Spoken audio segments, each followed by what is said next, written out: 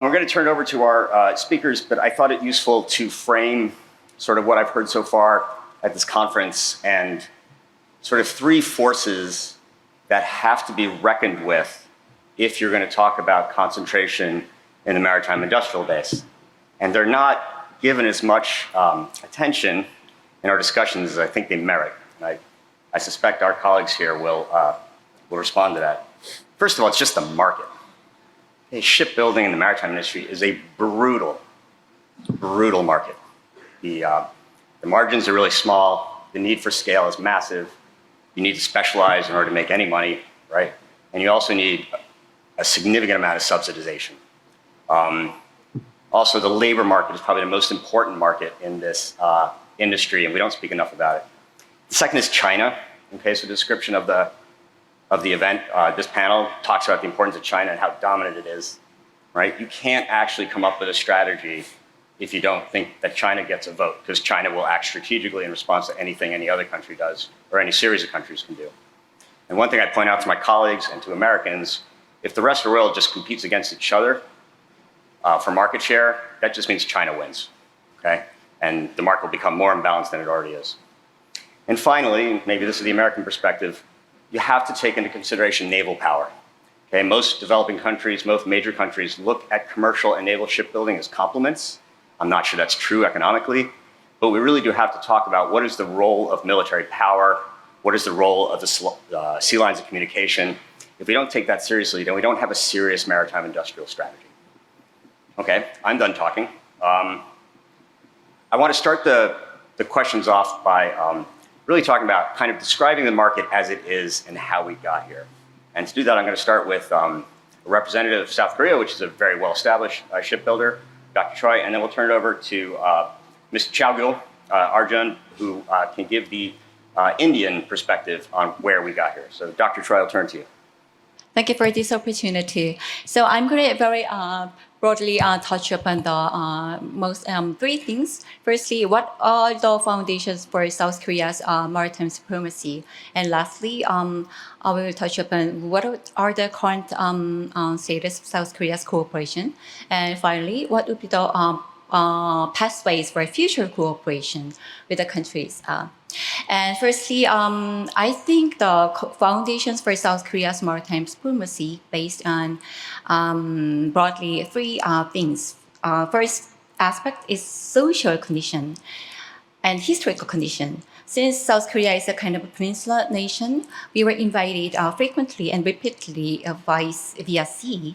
And so first, such as 16th century, we had Imjin War and Admiral Lee Sun-shin defended South Korea from Japanese invasion with only 12 total ships. And so sea, which has a kind of significant meaning for South Koreans, because sea is vital for South Korea as to secure our sovereignty and as well as to secure our economic prosperity.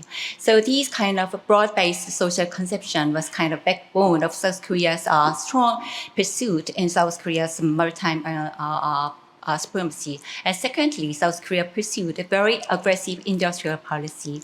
So throughout 1970s and 1980s, South Korea pursued very heavy and chemical industrialization policy and very strong export-oriented policy, and all of this policy was kind of in those background were the shipbuilding industry, and so industrial perspective.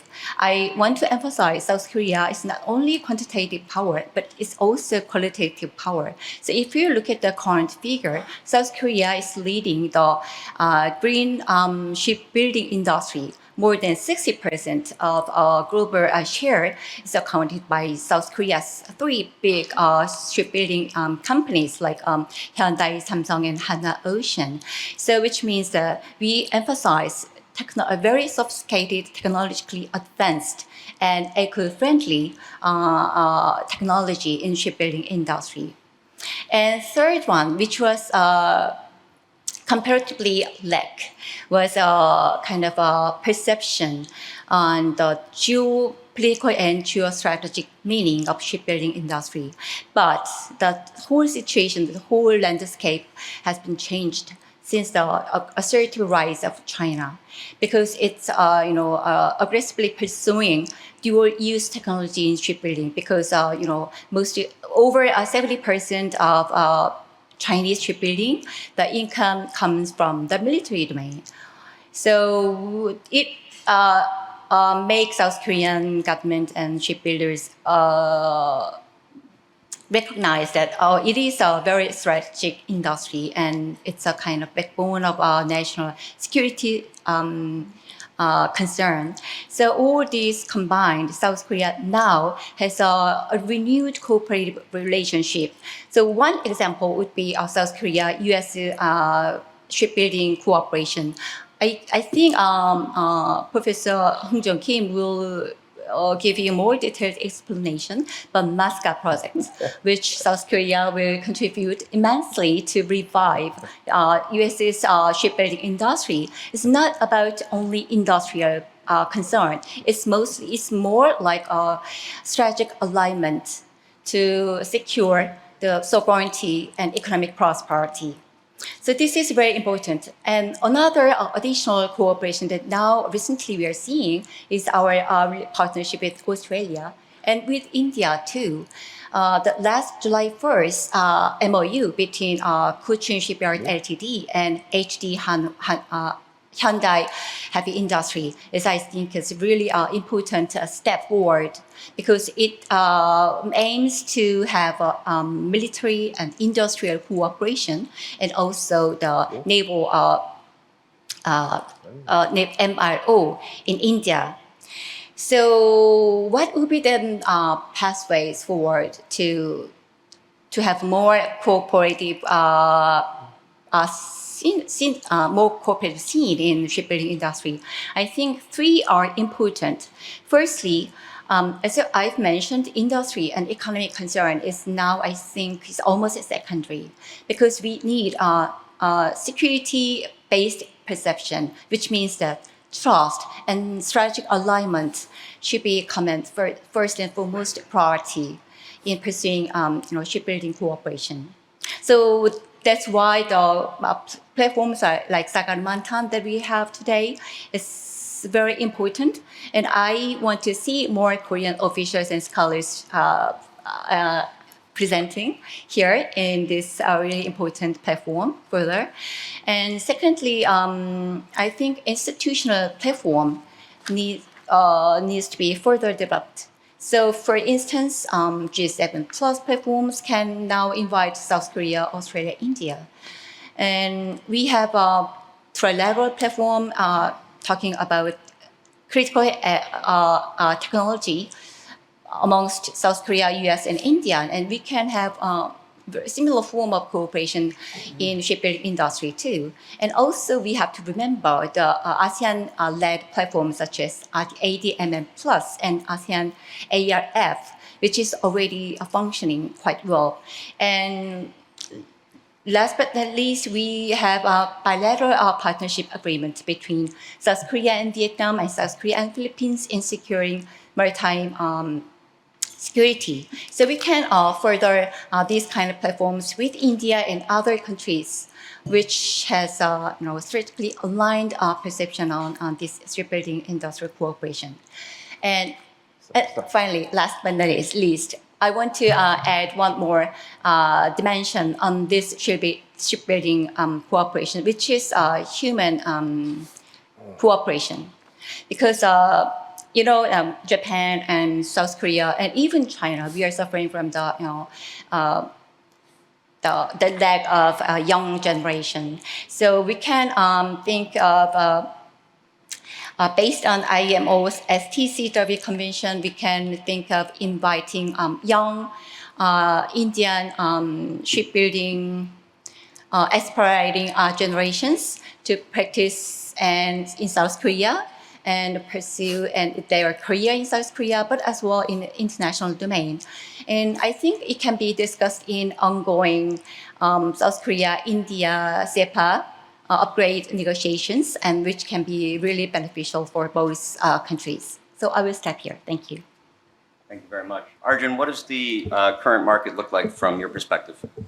So I think to take forward what Professor Choi has just said about the journey, and I think we've seen over the last couple of weeks, months, and also during this week such a large program on the maritime industry. So there is a big impetus that the government is giving to shipbuilding, and the reason is that this is really part of India's journey towards rebalancing economy from a very services-led economy today towards a more manufacturing economy, industrial economy. And the reason is they believe, and empirically quite rightly, if you see the evidence, that it's the only true way towards sustainable development. And shipbuilding plays an extremely important role in that because it's a very large employment generator within shipyards itself, but also a very large multiplier. So for every job within a shipyard, there's approximately 7 jobs created outside a shipyard. So the multiplier effect is quite large.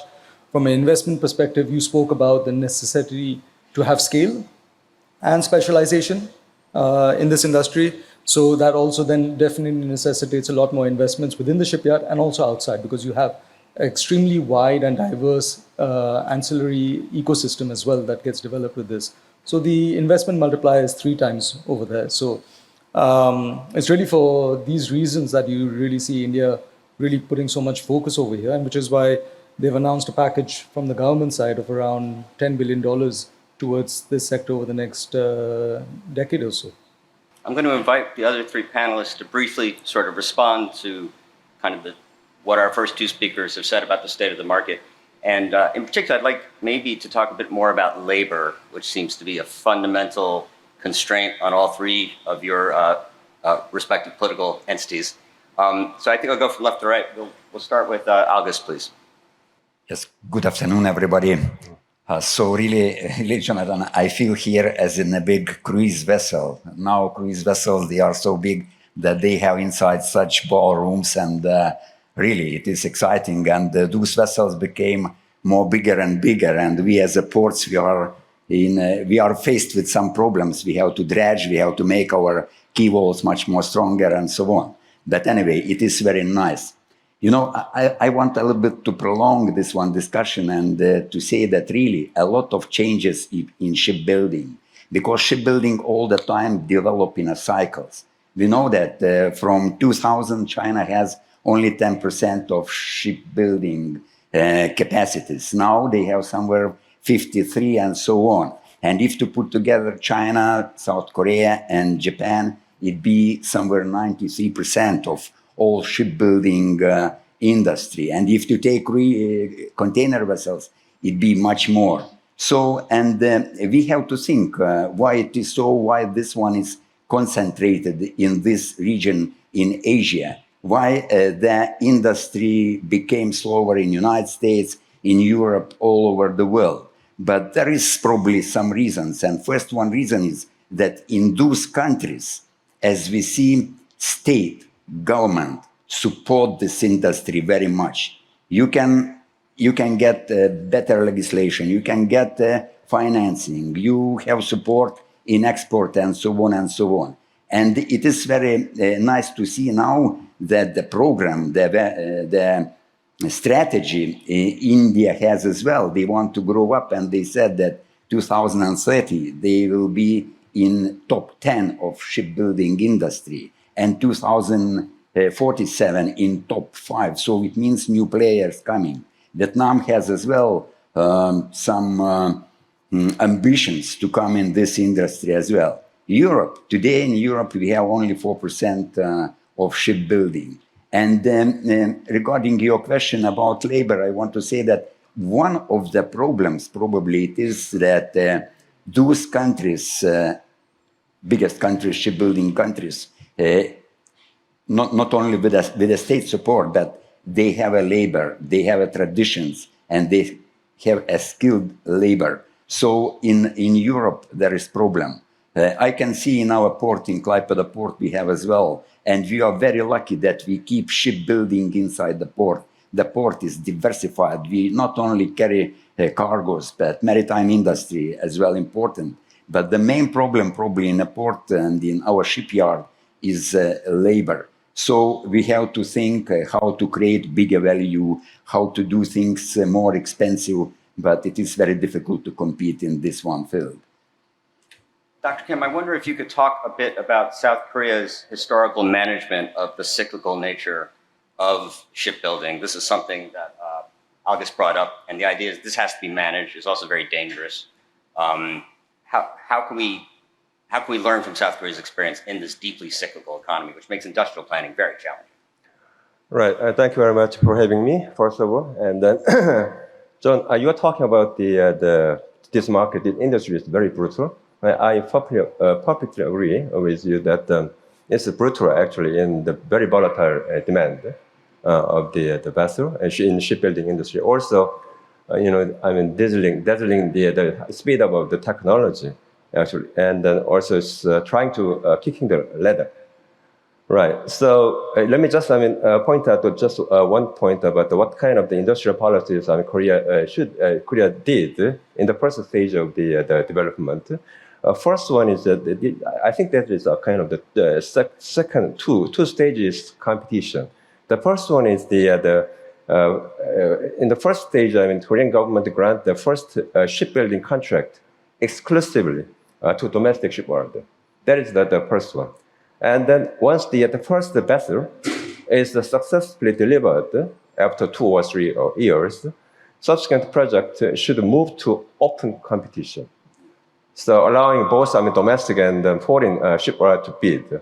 This two-stage approach helps Korean shipbuilding industry enhance its competitiveness. So combining early stage the government commitment and the market-based discipline, I think that is very important. And second one is about I'll talk about the high volatile demand later. Second thing is about the MASCA project. You may not be familiar with what is MASCA. MASCA means Make American Shipbuilding Great Again, MASCA, which is coined not by the Trump administration, but produced by the Korean side when you're talking about the trade deal in July, MASCA project. So we all agree that Trump's proposal is so absurd, totally unacceptable. But we try to make use of this kind of things as an opportunity, not a threat. So MASCA project, this is if you have a look at what's the reality now in American shipyard, then one of the Korean companies now bought the shipyard in Philadelphia, and find out that it's a totally disastrous situations. No competitiveness not only in the delivery time, but also the production capacity and the labor, everything. Much to be desired. And so the first stage of the MASCA project cooperation is something like the 80% of all the processes should be done in Korean shipyard, then delivered to American shipyard, then just finalize the process. The reason is that if we just make this ship in America, then we cannot meet up any price competitiveness and also the quality competitiveness. So this is one thing. And another one is that you're talking about the labor. Korean shipbuilding industry is now suffering from the labor shortage. Now at least 15% of the shipbuilding areas in Southeast Asia of Korea now they are foreigner. And then this is deeply related to the highly volatile cycle of the shipbuilding industry as well. And then after the pandemic, then Korean workers just disappeared to go to the construction area, which is more profitable than shipbuilding. So foreigners came, and then and the MASCA project can provide the opportunity that then we can make use of the American ship laborers, which Americans said that they have some labor force there. So I think that this kind of a labor force also we can we can make use of this kind of thing. Also, there is a notorious act in America, Burns Act, and Jones Act, which is highly protective, measures to protect the American shipbuilding industry, leading to the disaster situation now in current situation in America. And then we want to make use of this act as well. We don't want to just repeal this act. just we will have a dense cooperation with the American shipbuilding industry, and then we can get the stable demand from the domestic American areas, industries. So not only the naval cooperation, but also just some commercial fleet. I mean, we can make use of this kind of a stable demand from this highly protective measure. Thank you. Mr. Thank you very much. I'm struck by the fact that for many countries trying to develop a shipbuilding industry, it's usually naval procurement that helps smooth out the cycles. And so it's really interesting whether a country can actually build a competitive shipbuilding industry without actually having significant naval procurement. So thank you, Dr. Choi. I'd like to turn over to Mr. Dasgupta, not just to respond to what he's heard, but given the cyclical nature and the fact that India is really making a huge investment at this particular time, how does the government of India, how does the Indian industrial associations look at the market, look at policy to have a good sense that they won't make the mistakes that others have? Thank you, Jonathan, and good afternoon. To respond to your first question, how does the market look like to all of us? Extremely congested. And in fact, we are all aware that the whole ship building ecosystem today is concentrated in a very specific geographical location. And it is, in fact, interesting to note that one of the leaders in that, the Korean Republic, is actually saying it's further super concentrated in China. So we not only have a situation where we have a serious concentration, we also have a super concentration. And that becomes extremely important for a nation like India, where almost 95% of our volume of EXIM trade does happen through the shipping routes. And on two important verticals, we are extremely dependent on availability and consistent supply of vessels. One is our requirement of energy, for which the bulk of the crude which gets refined in India comes through the vessels. And another second important vertical is that of the coastal shipping requirements for India. Now, India also does most of its electricity generation through the GenCos, which use the coal that is produced and concentrated in the central eastern part of India. And the bulk of the coal movement also happens through vessels through the coastal shipping route. And going forward, as we all know, we are a very populous nation. So we have a general shift and a focus and shift in modality towards the shipping route for at least the movement of bulk products, wherein again the coastal shipping becomes important. Now, on these two factors, considering that we have less than 2 to 3% of the ownership in terms of the vessels that we produce or own, it becomes extremely imperative to understand the dynamics of the market.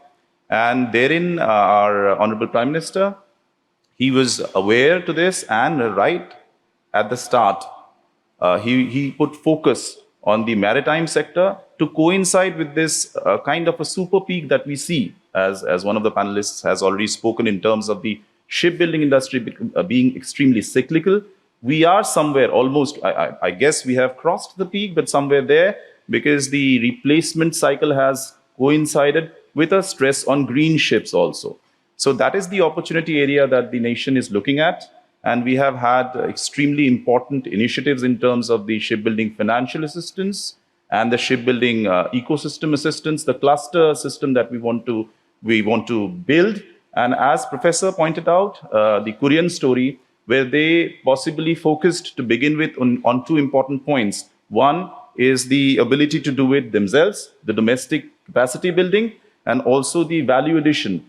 So on both those terms, we are trying to also have those elements in our policy, where we have said that 30% of the value addition has to be done by the domestic players, and we are also trying to get the whole ecosystem. And very briefly to dwell upon the second point of labor that you pointed out, in that we are, we have that in abundance. And in the recently declared initiatives, there is also a stress on the skilling of that labor. And I believe that if that coincides, we are at a very interesting junction where we can, leverage the congestion that's there in the China, Korea, Japan nexus, and the innovation that can also come from the West, and be a point which can be a pivot for the next shipbuilding ecosystem that can, provide a sustainable and consistent supply of ships to the world. Terrific. Algis, I'm wondering if I could ask you, to build on this, the European Union and Lithuania are kind of in an interesting position where you're both a source of funds, a source of revenue, a source of technology, but you're also seeking to build up your own shipbuilding capacity as well. So, one of the big questions we're supposed to be talking about today is, what policies, incentives, and partnerships are available? I wonder if you could take the European and even the Lithuanian view of what are the tools that you think are most useful for breaking into shipbuilding or for reducing the concentration in the industry? Yes, probably the first one thing is not necessary to compete, and we have to understand that, especially for Lithuania, such country with 2.9 million people, it is impossible to compete very big countries. It is very, very small country. So we decide, and we know that we have to probably not to duplicate, but to add something to the value. When you produce, to make some more different things what it is now in industry. And in Europe as well, we can see that European shipbuilding now concentrates on very special vessels, on cruise vessels, on dredging vessels, on special service vessels, on jackups, on all those things what it is more higher value, to say additional value. It is first one thing. Another one thing probably it is, and what we are doing now, to collaborate, to work together with those countries. And one very nice example is that our shipyard has some communication and collaboration with Indian companies, and some Indian companies, they are even not building vessels for us, but they are doing design, they are doing another things. So we collaborate together and we build new vessels. And one small thing is, of course, legislation. In Europe, it's very strict with all those sustainability things. And we are forced to follow many, many rules. So we pay attention, and in our shipyard, in European shipyards, how to make new technologies and how to prepare licenses for them. For example, all those engines, hydrogen, ammonia, methanol engines, they are produced in Europe and they are licensed. So we have to make this addition value for this one industry. As a port authority as well, what we are doing now, we are building in this one time in one shipyard in Baltic States, in another country, but hydrogen-driven tanker. It be first one tanker which powered by hydrogen. And we as a port authority, we are doing some small scale factory to produce this one hydrogen. Again, it is a new generation of vessel. So you have to be smart and you have to be flexible. Dr. Choi, I'm wondering if you could talk a little bit about, from the Korean perspective, you made the strong case that really South Korea views its shipbuilding industry as a strategic asset, fundamental to its national security. And that's one of the reasons why we do have this MAGSA and NASCA, this work with the Trump administration. What are the policies that make other countries attractive to South Korean foreign direct investment? Maybe not on the scale that's imagined for the United States, but you talk about Peru, you talk about the Philippines. What are the policies that would really be conducive to more cooperation amongst the countries represented here? Okay, I think that's a great question. Because as some of our panel already pointed out, the shipbuilding industry is basically, fundamentally, is very competitive one. So if you are enjoying those a large portion of shipbuilding industry, and you are benefiting from the special status, you have no further incentive to cooperate with other countries. But nowadays, the strategic landscape has changed a lot. So firstly, as I've mentioned before, the strategic calculation is, I think, is really pushing South Korean government and companies to work further with foreign countries, because fundamentally, shipbuilding industry can be pursued by private sector alone. If you look at the history of Korean industry, South Korean government fundamentally assisted our shipbuilding industry by way of financial supporting through Korea Development Bank, Korea Exim Bank, and so on. So a lot of government supports were required. So it is kind of combination between private sector and government assistance. So the strategic calculation is first. And second one, if you break down the value chain of shipbuilding industry, there are really some niche area that requires some specific intervention from other countries, such as design, right? And of course, and the AES and MRO, and production can be also kind of decomposition. Production can be scattered around the countries with like-minded countries, right? So these kind of new perception to decompose the whole value chain of shipbuilding industry, I think is really important. And in this context, our partner countries from Southeast Asia, as I've mentioned, Vietnam, Philippines are really one of the most important partners for South Korea. And in this similar context, I think India has really, is a prominent potential partner for South Korea's next step. Arjun, Hongzhong, I'm wondering if you could give one specific example of an investment or a financial incentive that you would suggest to any country, either in the North or the South, to actually make this kind of ability, this reduction of concentration in the market feasible. Arjun, I'll start with you. Well, I mean, if you look at historically, and Professor Choi again has mentioned about the state support that the Korean shipbuilders got, but shipbuilding globally has always relied on state support. It's an industry that just doesn't work without it. If you look at, I mentioned India is doing $10 billion over the next 10 years in shipbuilding. China does $11 billion a year. And they've been doing it since 2004, every year till today. And they're going to continue doing it every year for the next 10 years. So it's an industry that really requires state support. Unless the state is behind the industry, it's not going to grow. As you've mentioned, because we're working on very, very fine margins, very low margins, and yet it's very specialized. It's also one of the very few industries in the world that is capital intensive on both the builder side as well as the buyer side. Shipbuilders require a lot of capital to have shipyards, to build the ships, because we are often financing it for the clients in the beginning. And shipping companies who buy the ships need a lot of capital to own those ships over the course of the next 25, 30 years. It's unlike, say, this convention hall. You need a lot of capital to buy the convention, to make the convention hall. But people who use it or who come to, see a show in the theater downstairs, they don't go and take a loan to see the show. So it's a very strange industry in that sense. It's a little bit like the airlines. But unlike airlines, which is concentrated amongst two main manufacturers, here it's spread out amongst many competing manufacturers as well. So state support is extremely important. This industry doesn't work without state support. And if you see China, Japan, Korea, even today, the reason they're competitive is because of the state support to reduce the input cost of building the ships.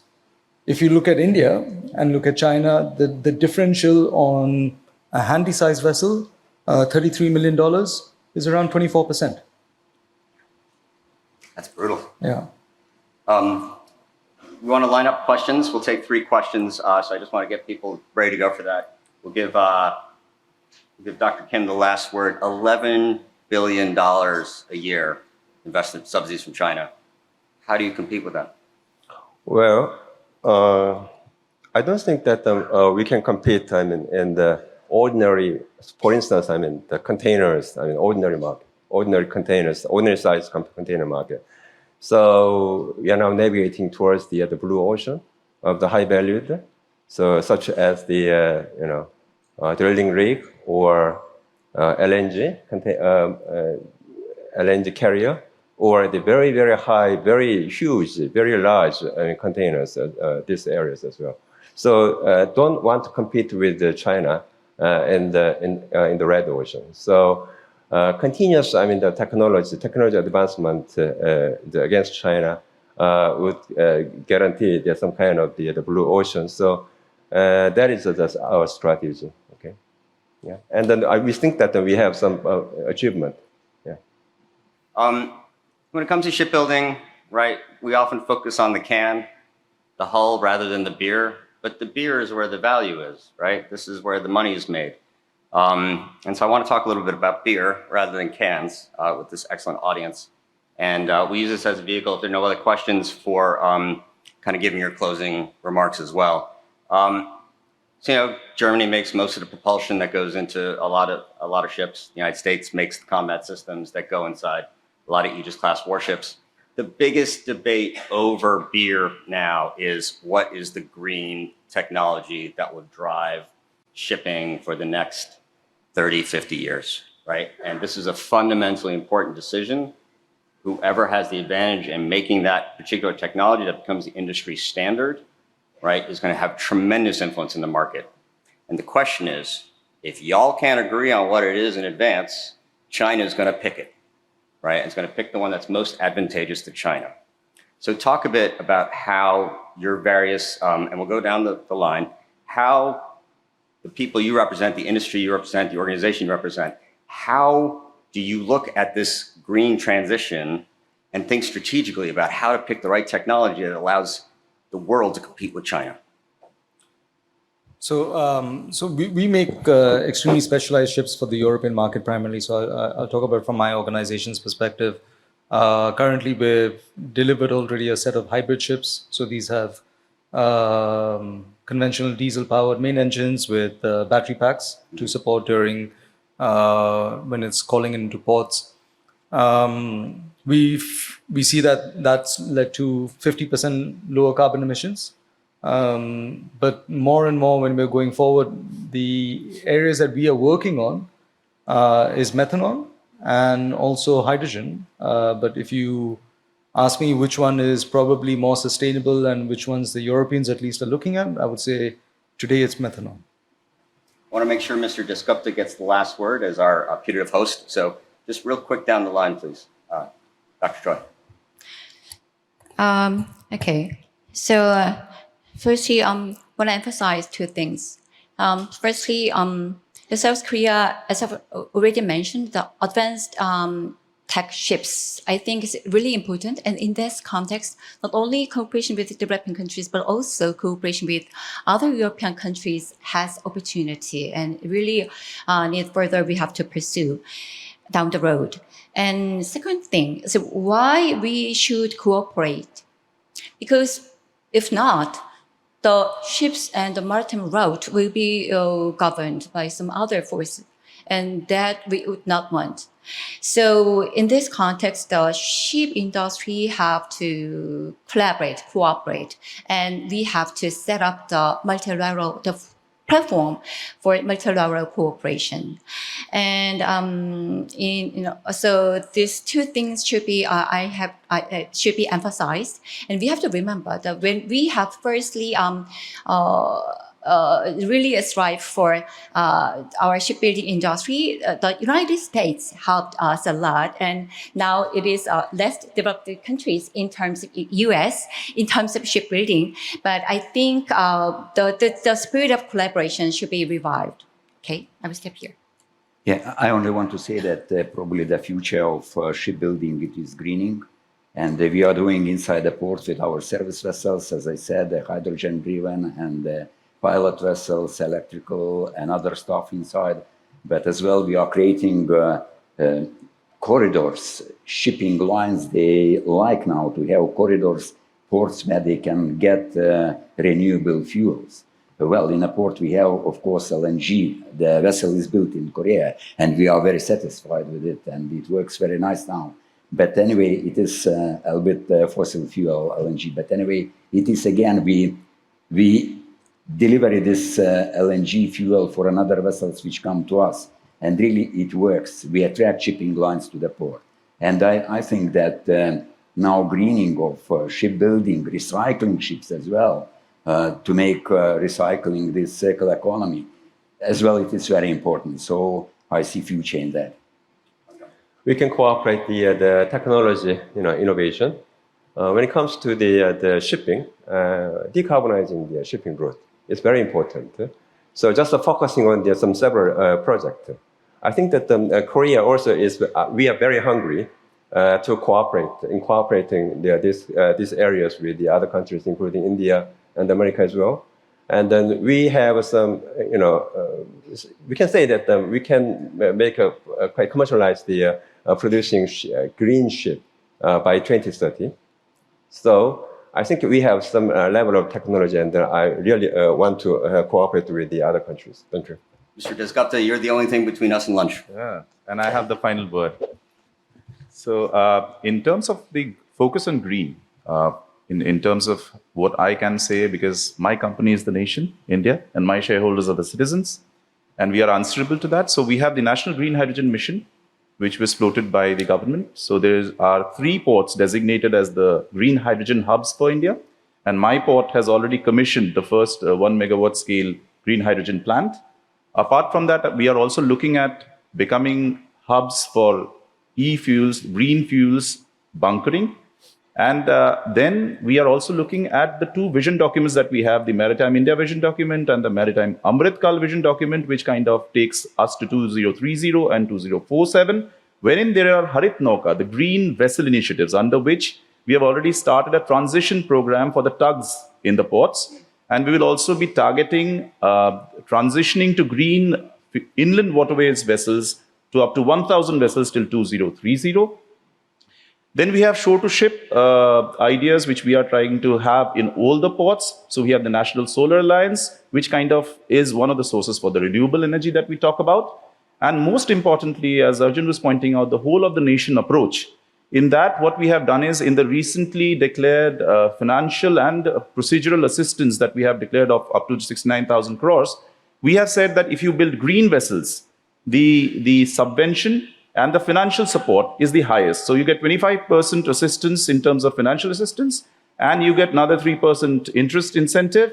And if you see the whole thing together, it pushes greening of India's ports, it pushes greening of India's shipping sector.